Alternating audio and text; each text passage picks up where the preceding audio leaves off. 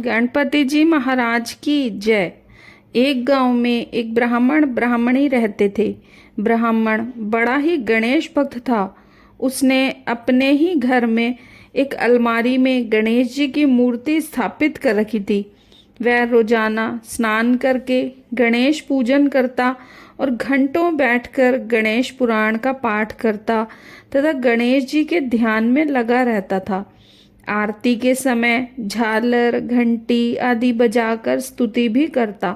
घर बहुत ही छोटा था और यही एक कमरा था जिसमें ब्राह्मणी भी बैठी रहती, अपना काम काज करती रहती।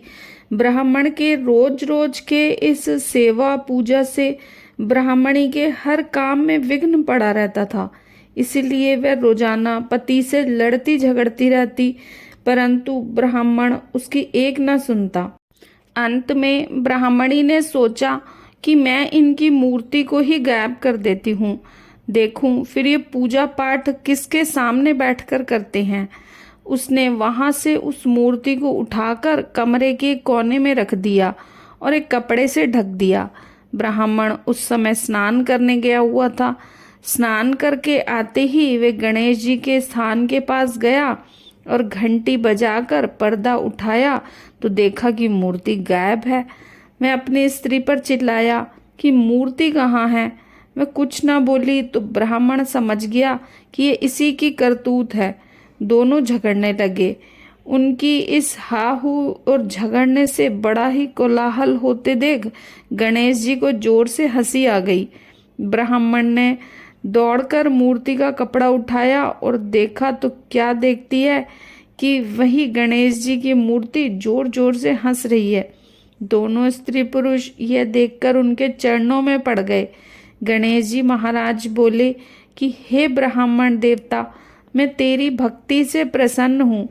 यह कहकर उन्होंने उसके घर को सोने चांदी की मोहरों और रुपयों से भर दिया और पुत्र प्राप्ति का वरदान देकर वहां से अंतर्ध्यान हो गए। ब्राह्मण देवता ने उस घर धन से बड़ा भवन और पास में ही गणेश जी का मंदिर बनवा दिया। इधर 10वें महीने उसकी पत्नी ने एक सुंदर पुत्र को जन्म दिया और तीनों प्राणी बहुत ही बड़े वैभव पुरुषों सा जीवन बिताने लगे। बोलिए गणेश जी महाराज की जय। अगर आप लोगों को भगवान गणेश जी की ये कहानी पसंद आई हो तो कमेंट करके ज़रूर बताएं, ताकि मैं आपको और भी अच्छी अध्यात्म से जुड़ी हुई कहानियाँ प्रदान कर सकूं।